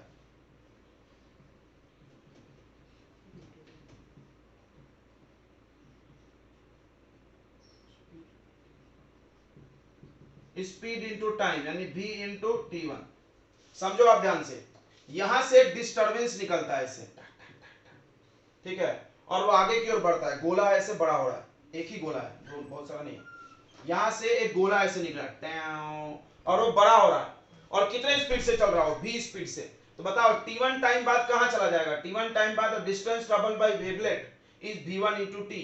तो आप v1 × t इतना बड़ा टेंजेंट बनाओ। मान लो v1 × t का वैल्यू आ गया 10 सेंटीमीटर, तो आप यहाँ डिवाइडर रखो और 10 सेंटीमीटर पर एक आर्क बना दो ऐसे। समझ रहा है? ये इतना बड़ा पहुंच गया, इतना बड़ा वेवलेट हो गया। समझा कि नहीं समझा? सब लोग बताएंगे समझ गए? हम ऐसा गोला नहीं बना रहे, बस इतना बना रहे, इतना। हाँ, ये वाला भाग समझा कि नहीं? टेंजेंट बनाने के लिए पूरा बनाना जरूरी थोड़े यार। ये ऐसे, ये देखो, ये सब होंगे ऐसे, ये इसको जोड़ दो, नया वेव फ्रंट आ गया। क्लियर हो रहा है? पूरा गोला बनाना जरूरी थोड़ी है, बस वो तो बताया जा रहा है कि नया डिस्टर्बेंस। अच्छा, एक और बहुत इंपॉर्टेंट बात सुनते जाओ। देखिए वेवलेट्स वेव फ्रंट तुमने पढ़ा, वेव फ्रंट के कितने टाइप पढ़े? 3, गोला स्फेरिकल और सीधा वाला क्या बोलते हैं, प्लेन और सिलेंड्रिकल। पढ़े कि नहीं पढ़े? और बट आपने एक चीज देखा होगा कि सेकेंडरी वेवलेट हमेशा कैसा है, स्फेरिकल। हमेशा कैसा है, स्फेरिकल। ये बहुत इंपॉर्टेंट बात है, ध्यान रखना इस बात को। कोई यहां से सवाल बना सकता है, सवाल बना सकता है, कंफ्यूज मत हो जाना। सेकेंडरी वेवलेट हमेशा गोल होता है, स्फेरिकल। याद रहेगा, किधर कोने में लिख लो, ये हमेशा गोल रहता है। तो हम लोग क्या किए, यहां से v1 इंटू टी दूरी पर एक आर्क बना दिए, यहां से भी एक आर्क बना दो v1 इंटू टी दूरी पे। कितने दूरी पर, v1 इंटू टी। यहां से भी v1 इंटू टी दूरी पर एक आर्क बना दो, और इन सब पे क्या बना दो, कॉमन टेंजेंट। क्या बना दो इन सब पे, कॉमन टेंजेंट। ये आपका नया वाला पोजीशन आ गया वेव फ्रंट का, ए डैश बी डैश। बोलिए समझ में आ गया? ये समझ में आ गया क्या? सभी लोग बोलेंगे आ गया कि नहीं आ गया? तो बहुत आसान है नया वेव फ्रंट बनाना, ठीक है। तो ये नया वाला वेव फ्रंट आ गया। फिर से हम आपको पूरी समराइज कर देते हैं। क्या बोला हाइगन ने, हाइगन प्रिंसिपल खत्म होता है यहाँ पे। क्या बोला हाइगन ने भाई? तो हाइगन ने क्या बोला, बहुत सिंपल, कि कोई भी लाइट सोर्स है, वो बल्ब है, ट्यूब है, उन सबसे जो लाइट निकल रहा है वो वेव लेट्स के फॉर्म में निकल रहा है, वो वेव फ्रंट के फॉर्म में निकल रहा है। वेव फ्रंट पहले बन रहा है, वेव फ्रंट बना। फिर वेव फ्रंट से वो क्या हुआ, वेव फ्रंट कैसे बना, मीडियम के पार्टिकल हिले और एक साथ जब पूरे पार्टिकल ऊपर गए, एक शेप का निर्माण हुआ जिसका नाम क्या है, वेव फ्रंट। ठीक है, कंफ्यूजन नहीं हो रहा ना, फ्रंट नाम है, आगे रह गई वेव फ्रंट। अब उस वेव फ्रंट से छोटे छोटे गोले गोले बने, इसका नाम वेवलेट्स है। और उन छोटे गोले पे वो भी आगे की ओर बढ़ रहे हैं उतने ही स्पीड से जितने स्पीड से वेव आगे जाता था,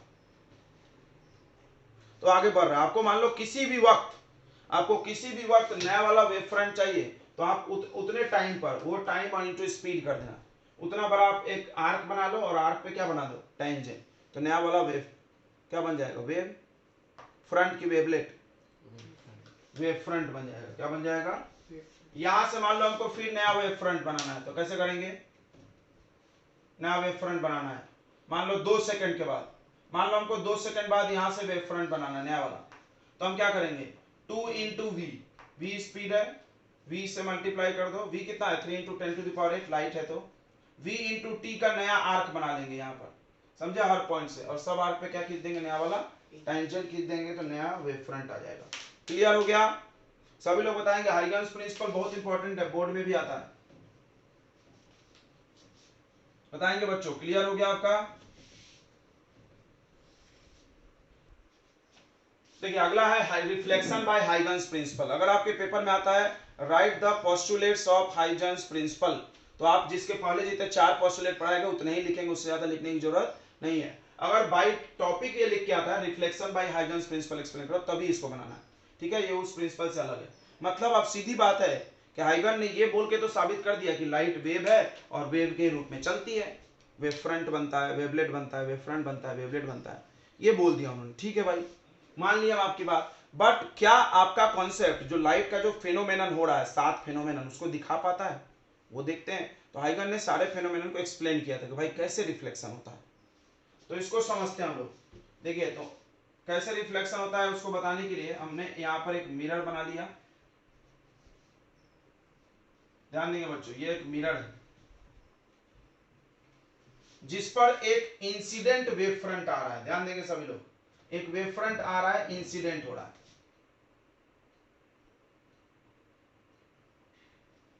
ये एक वेव फ्रंट है बच्चों, ए बी, सचिन को पैसे देना है क्या? तो ये ए बी वेव फ्रंट है। कौन सा वेव फ्रंट बताओ, ये प्लेन है, स्फेरिकल है, सिलेंड्रिकल है, प्लेन वेव फ्रंट है, प्लेन।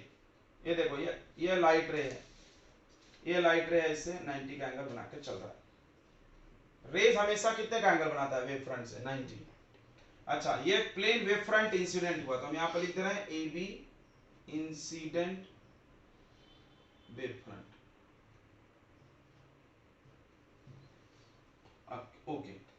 अब यहाँ पर एंगल ऑफ इंसिडेंस बनाना पड़ेगा। तो एंगल ऑफ इंसिडेंस क्या होता है, नॉर्मल से नापा जाता है। तो यहाँ एक नॉर्मल ड्रॉ कर ले रहे हैं।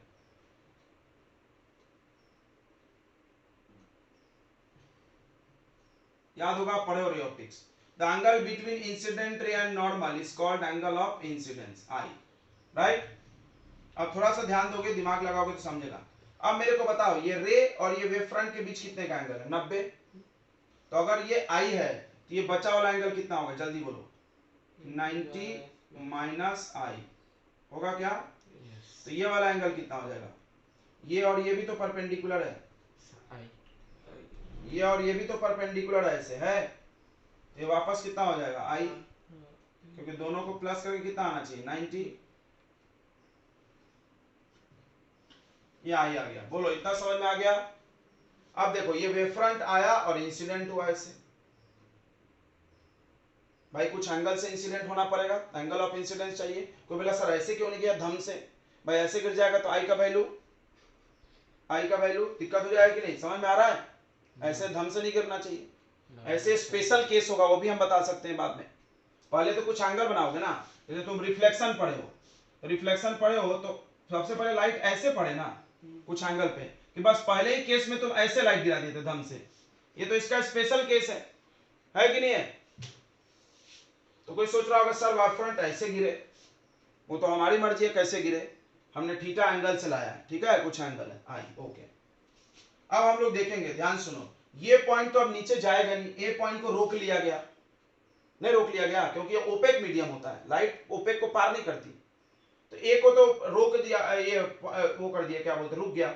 बी अभी भी हवा में है। अब क्या बोलता है प्रिंसिपल, सुनो। ये प्रिंसिपल बोलता है कि हर पॉइंट से वेव फ्रंट के, ये वेव फ्रंट है, इसके हर पॉइंट से गोला बनेगा, छोटा सा बनेगा। और वो गोला कहां चलेगा, आगे। तो यहां से इधर चलेगा गोला, और यहां से किधर चलेगा, ऊपर। यहां से इधर जाएगा ना, ऐसे ऐसे बनता है ना गोला, रिंग बनता है, समझ में आ रहा है? हर पॉइंट। तो अब सुनो, अब पॉइंट ए एंड बी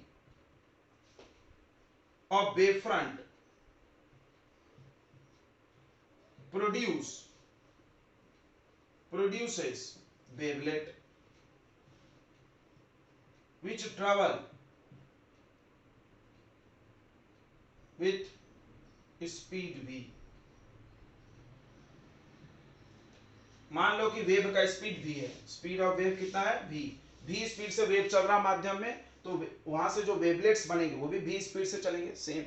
अच्छा, अब सुनो, यहां से दोनों रे, यहां से जो गोला बनेगा,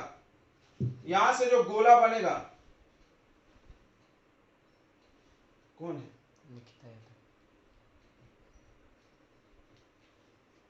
यहां से जब गोला बनेगा बच्चों, गोला, तो वो गोला चलते चलते चलते यहां आएगा। तो मान लो यहां से यहां पहुंचने में उसको कुछ 5 सेकंड लग गया। ध्यान समझना इस बात को। Let time t taken by wavelets, secondary wavelet,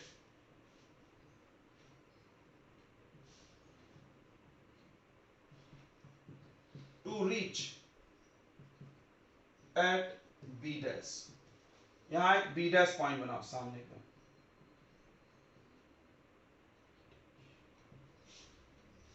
ठीक है, मान लो यहां से जो गोला बना ऐसा बड़ा हो रहा है, देखो चारों तरफ होता है ऐसा, वो यहां तक पहुंचने में उसको कुछ टाइम लगा होगा ना जी। तो वो टाइम मान लिया हमने कितना लगा है, t टाइम। अच्छा, तो जितने देर में यहां से गोला भरा होगा, यहां से भी हुआ होगा, बिकॉज हर पॉइंट से निकलता है, तो वो भी ऐसे बड़ा हो रहा होगा। समझ में आ रहा है कि नहीं आ रहा है? तो देखो, यहां से एक गोला चला, गोला जब ये बोले तो समझना सेकेंडरी वेवलेट की बात कर रहे हैं। एक गोला चला, बिकॉज मेरे को कंफ्यूजन हो रहा है बोलने में यार, वेवफ्रंट और वेवलेट्स दोनों W हो गया, माथा W हो जा रहा है मेरा। तो हम एक को गोला बोल देंगे, समझ में आ रहा? वेवलेट्स को गोला बोल देंगे, और वेवफ्रंट तो ठीक है, वो तो अच्छा है ना। तो यहां से जो गोला चला बच्चों, वो मान लो यहाँ t टाइम में पहुंचा, तो यहां से तो बैठा नहीं रहेगा ना, वहां से भी चलेगा। तो क्या बोला था उन्होंने कि हर पॉइंट, इसके हर पॉइंट से एक नया डिस्टर्बेंस प्रोड्यूस होता है। और वो सेम स्पीड से चलते हैं। तो ध्यान से सुनना, तो जो डिस्टेंस कवर्ड बाय, तो डिस्टेंस डायरेक्ट लिखते हैं ना, कौन इतना लिखता है, b और b डैश की दूरी कितनी हो जाएगी, आपको अभी थोड़ी देर पहले बताए थे, v इंटू टी, होगी कि नहीं होगी, बिल्कुल होगी। Distance equal to speed into time.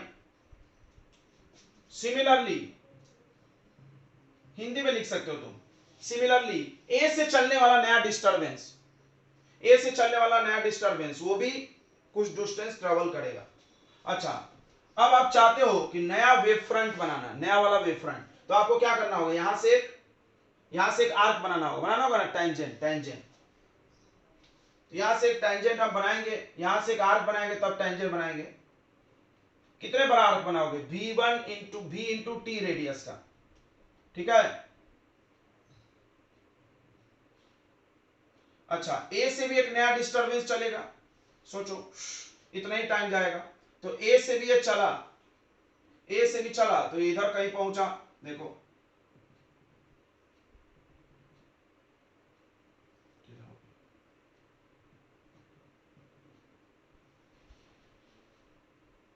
यहां पहुंचा ए डैश,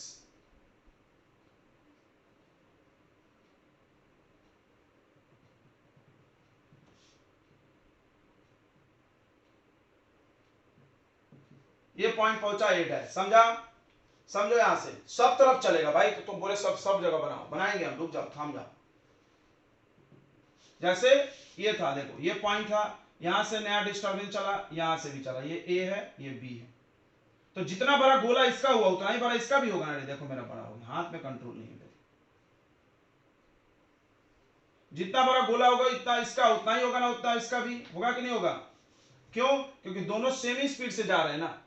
तो एक सेकंड बाद मान लो दोनों का स्पीड x है, तो एक सेकंड बाद कितनी दूरी जाएंगे, 1 इंटू एक्स, ये भी 1 इंटू एक्स जाएगा। अब इस पे हम टेंजेंट बना के नया वाला वेव फ्रंट बनाएंगे, ठीक है, समझ में आ रहा है कि नहीं आ रहा है। कोई बोला गोला नहीं बना रहा है, इतना बड़ा गोला किस बनाएंगे, तो distance b into B dash, अब यहां पर लिखेंगे सिमिलरली ए से भी, हिंदी में लिखते हैं, मेरे को इंग्लिश बहुत दिक्कत होता है, ए से भी न्यू डिस्टरबेंस, ए से भी न्यू डिस्टरबेंस क्यों हो रहा है, ए से भी सेकेंडरी वेवलेट,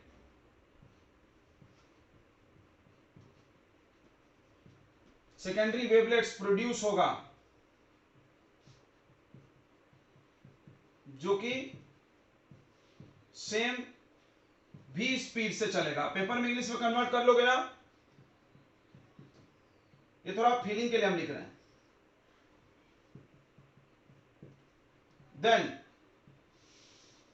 देन डिस्टेंस ए डैश, ये भी हो जाएगा v इंटू टी, हो जाएगा कि नहीं, ए से ए डैश की दूरी v इंटू टी, सबको समझ में आया तो हाँ बोलेंगे। ये दूरी कितनी है बताओ, v इंटू टी, ये दूरी कितनी है बताओ, v इंटू टी, क्यों, तो कोई बोला सर इसका इधर गया, इसका इधर गया, बोला अरे पगला ये ओपेक सरफेस है, ओपेक है तो ए तो नीचे तो नहीं जा पाएगा, अब ये कहां जाएगा, ऊपर, तो ये मान लो ऐसे चला टंग टंग टंग, यहां पहुंचा है, अभी ऐसा आप इमेजिन करो, इतना बड़ा गोला, अब इतना बड़ा बना तो नहीं सकते, बी से चला है तो इतना बड़ा गोला बी का भी है, इमेजिन करना है, बी का भी गोला बनाइए, बी से भी, ये देखो बी से चला ऐसा ऐसा बड़ा हुआ, ये ऐसा, बी का भी गोला, आप समझ में आ रहा है, ये सोर्स है, सोर्स कौन है ये, तो याद है ना वेव फ्रंट का हर पॉइंट सोर्स होता है, ओके, यहां से आप निकला हुआ ये गोला, अब आपको क्या करना है, इस पे और इस पे कॉमन टेंजेंट, देखो ये आर्क ऐसा दिख रहा है, दिख रहा है, यहां पर भी एक आर्क दिखाओ, और इस पे कॉमन टेंजेंट बना दो, ये बना दिए कॉमन टेंजेंट, ये रहा आपका आर्क, समझ में आ रहा है क्या, ये आपका कॉमन टेंजेंट, ये आर्क बना देते हैं ब्लू पेन से। अब पूरा गोला नहीं बनाएंगे यार हम बैठ के, गोला बनाना जरूरी, आर्क चाहिए ना, इतना बड़ा गोला थोड़ी चाहिए, ऐसा आर्क चाहिए तुमको, ये लो आर्क ही चाहिए ना, समझ में आया। कोई बोले कि 5 सेकंड बाद, ध्यान दो, कोई बोले यहां से 5 सेकंड बाद बताओ कहां बनेगा नया वाला वेव फ्रंट, तो हम क्या करेंगे, यहां से 5x दूरी पे, कितने दूरी पर, x स्पीड से जा रहा है, 5x दूरी पर एक नया आर्क मार देंगे, डिवाइडर टक, समझा, और यहां से भी 5x दूरी पर एक आर्क बना देंगे, और इस दोनों आर्क पे ऐसे जोड़ देंगे, आ गया नया वाला वेव फ्रंट। बोलो समझा नहीं समझा? तो ये जो आपका दिख रहा है ए डैश बी डैश, जो ए डैश बी डैश दिख रहा है ये आपका रिफ्लेक्टेड वेव फ्रंट हो गया, रिफ्लेक्शन के बाद। तो इंसिडेंट ये हुआ था, रिफ्लेक्ट ये हुआ। अब आप इसको थोड़ा फील करना, थोड़ा फील करते हैं, देखो कैसे हुआ होगा हम बता रहे हैं। ये देखो ये आया, यहां टकराया, अब ये वाला पॉइंट नीचे दबा, तब तक ये वाला पॉइंट ऊपर उठा। ओ बोलो समझा नहीं समझा? ये देखो तुम थोड़ा इमेजिन करो, मैं हाथ को देखो, ये आया, अब ऐसे चला, ये वेव फ्रंट वापस गया लाइट का। समझा कि नहीं समझा? ये आया, ये आया, ऐसे वापस चला। आप और बना लो, थोड़ा डायग्राम कचरा कर रहे हैं, और ढेर सारे वेव फ्रंट बना लो, थोड़ा फील आएगा। ये सब वेव फ्रंट आ रहे हैं ऐसे लाइन से, और यहां गिर रहे हैं। फिर ये जैसे ये देखो रुका नहीं, ये भी समझ में आ रहा है? जैसे बी नीचे दब रहा, तो ये कहां जा रहा है? ऊपर। आ रहा है समझ में? चलिए हम आपको इसको बोल्ड कर देते हैं। ये चल रहा है ना ऐसे, रुका थोड़ी, ये लाइट रे है।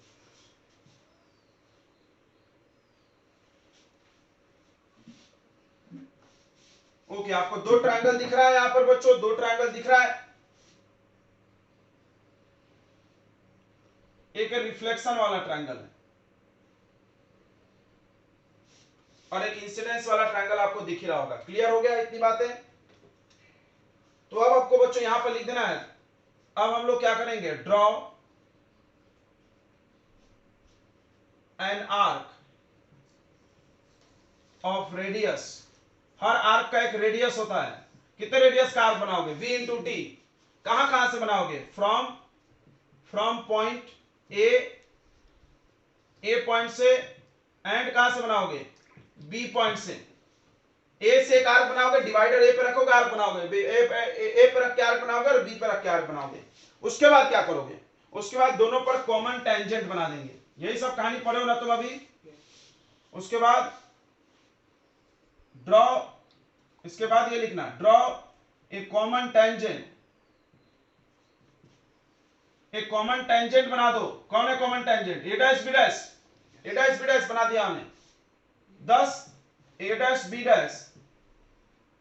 इस प्रकार तुमको ए डैश बी डैश कौन सा वेव फ्रंट मिल गया? रिफ्लेक्शन वाला, reflected wave front.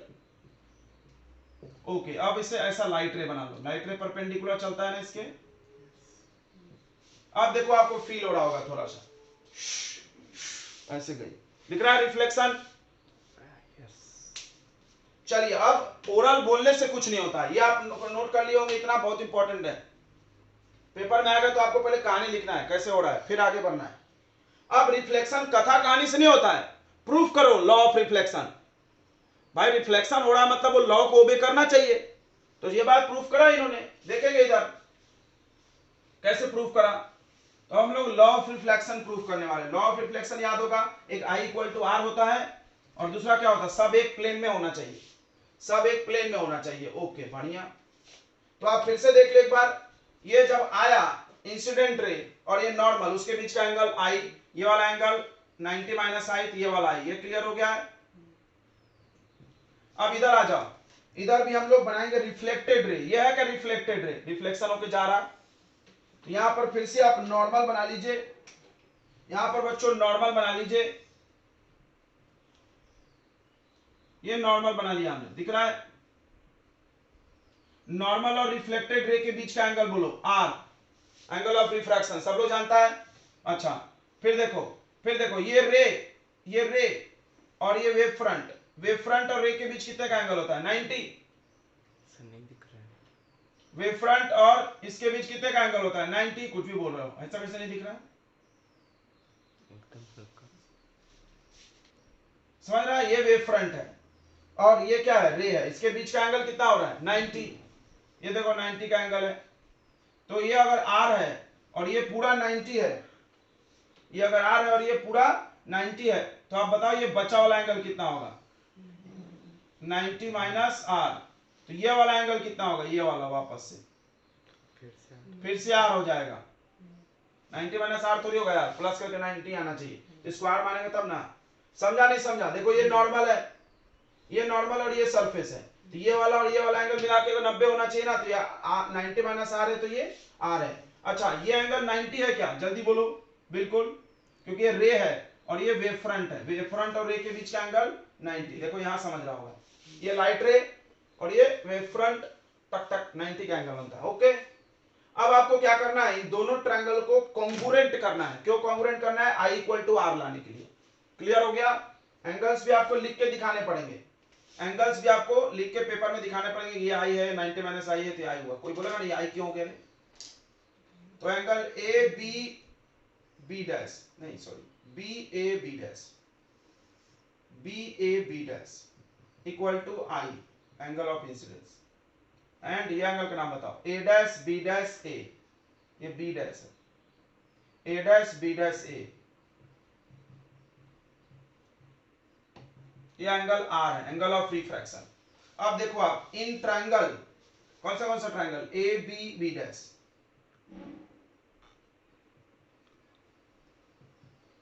And triangle A dash B dash, A dash B dash congruent करना है। कॉन्ग्रुएंट कैसे होगा भाई, हो जाएगा। देखो एक 90 है और ये बीटी बीटी इक्वल है कि नहीं, और ये कॉमन है, जम गया क्या आरएचएस से। देखो angle B equal to angle A dash equal to 90 degree. तो ये दोनों में 90 90 है। उसके बाद देखो बी से बी डैश की दूरी, B B dash equal to A से ए डैश की दूरी, ए डैश इक्वल है बी इंटू टी के, और ये कॉमन है। कौन कॉमन है बताओ, A B dash equal to A B dash, दोनों में कॉमन है। तो आप ध्यान से देखो आरएचएस लग रहा है, कोई भी एक ट्रायंगल है ऐसे, ये 90 है इक्वल दोनों में, और ये कॉमन ही है, हाइपोटेनस इक्वल और साइड इक्वल, तो आरएचएस लगेगा।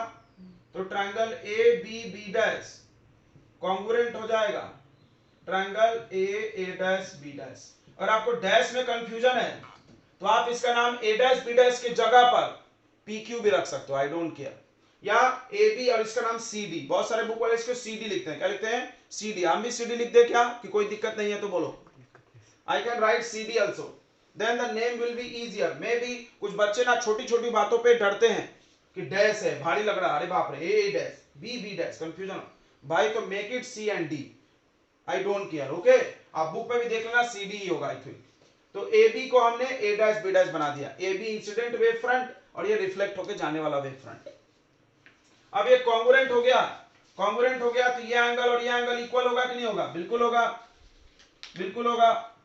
तो देन एंगल, क्या नाम है एंगल का, बी ए डैश, ये लिखा हुआ है B A dash equal to angle A dash B dash A. इसका मतलब angle i equal to angle r. तो this is law of reflection.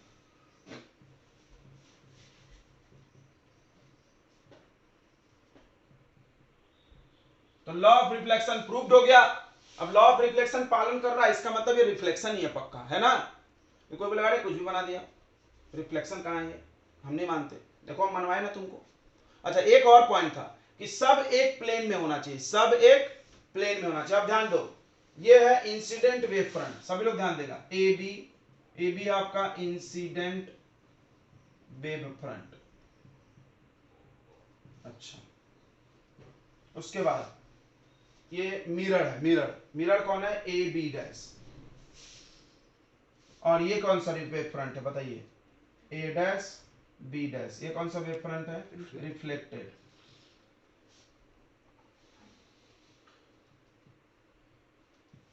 और ये मिरर,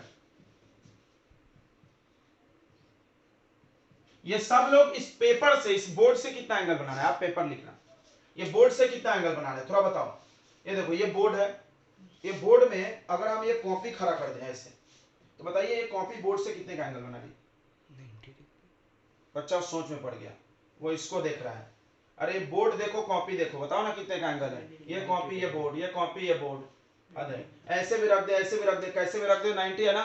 अच्छा ये जो रिफ्लेक्ट होके जा रही है ये भी बोर्ड, ये जो रिफ्लेक्ट होके जा रही है वो बोर्ड से कितना एंगल बना रही है, 90। अच्छा ये मिरर रखे हैं वो बोर्ड से कितना एंगल बना रही है, यानी सब तीनों के तीनों मिरर से बोर्ड से कितना एंगल बना रहे हैं, 90। तो देखो A B A dash B dash और ये mirror are perpendicular to the plane of mirror.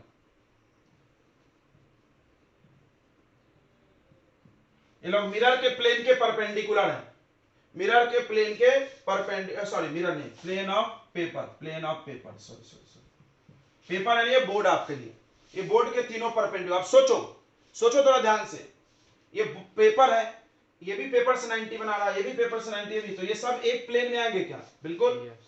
So all lies in same plane. तो ये दूसरा लॉ भी प्रूफ हो गया, राइट।